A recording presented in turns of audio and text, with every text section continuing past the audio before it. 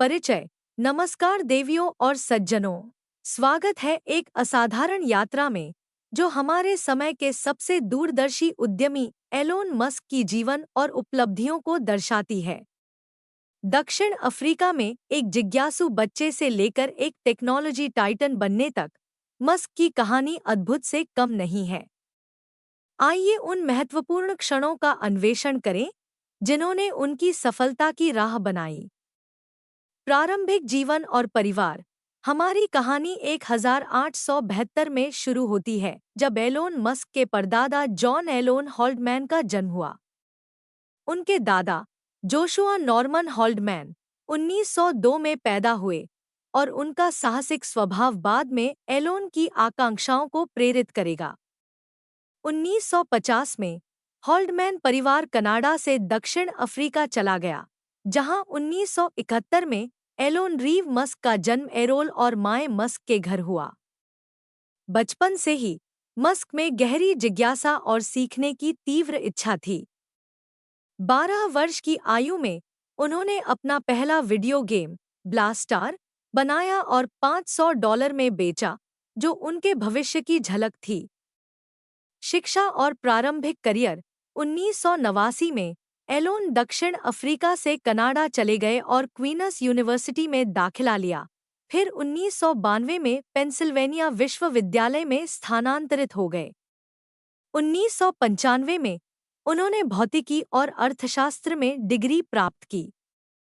उसी वर्ष वे silicon valley चले गए, जहां उन्होंने स्टैनफोर्ड विश्वविद्यालय में पीएचडी करने की योजना बनाई, लेकिन केवल 2 दिनों में इसे छोड़कर उद्यमिता में उतर गए। उनकी पहली कंपनी ज़िप-2 ने अखबारों को व्यवसाय निर्देशिकाएं और मानचित्र प्रदान किए।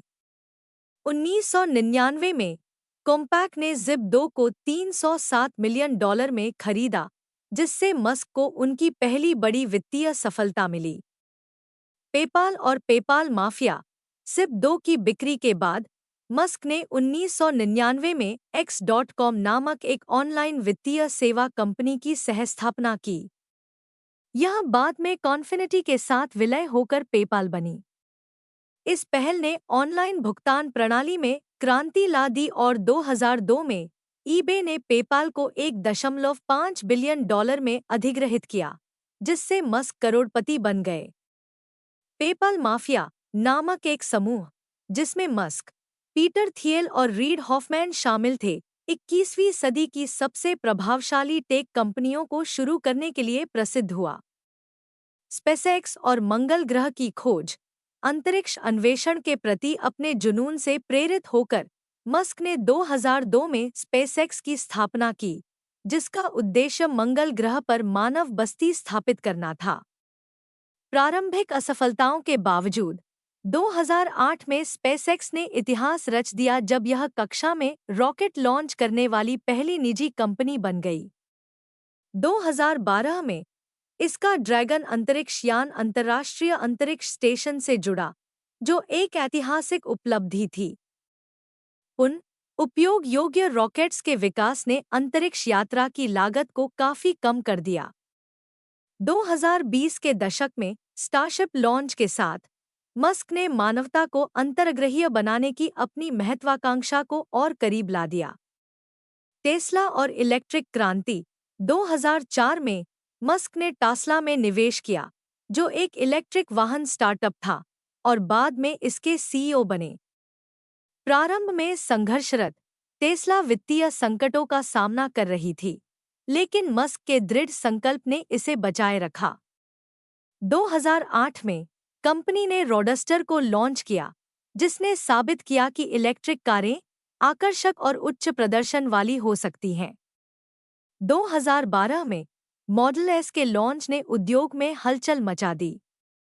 इसके बाद मॉडल एक्स, मॉडल 3 और मॉडल वाई की सफलता ने टेस्ला को ईवी बाजार में अग्रणी बना दिया।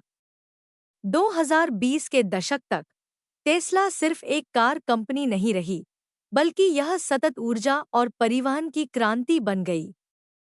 अन्य उपक्रम और बढ़ता प्रभाव। मस्क ने 2006 में सोलरसिटी की सहस्थापना की, जिससे सौर ऊर्जा अपनाने में तेजी आई। 2016 में उन्होंने द बोरिंग कंपनी की स्थापना की, जो भूमिगत परिवहन सुरंगों के निर्माण पर केंद्रित थी, और न्यूरलिंक, जो मस्तिष्क कंप्यूटर इंटरफेस पर काम कर रही थी। उसी वर्ष उन्होंने हाइपरलूप अवधारणा की घोषणा की, जिससे उच्च गति यात्रा की नई संभावनाएं बनी। 2022 में मस्क ने ट्विटर को $44 बिलियन में खरीदा, जिससे सोशल मीडिया क्षेत्र में हलचल मच गई।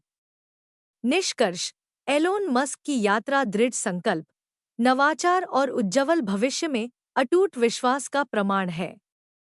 चाहे वह वित्त, अंतरिक्ष यात्रा, इलेक्ट्रिक वाहन या न्यूरोटेक्नोलॉजी हो, मस्क लगातार संभावनाओं की सीमाओं को आगे बढ़ा रहे हैं। उनकी कहानी अभी खत्म नहीं हुई है और अगला अध्याय और भी रोमांचक होने का वादा करता है। बने रहें और देखिए कैसे यह महान मस्तिष्क दुनिया को बदलता जा रहा है।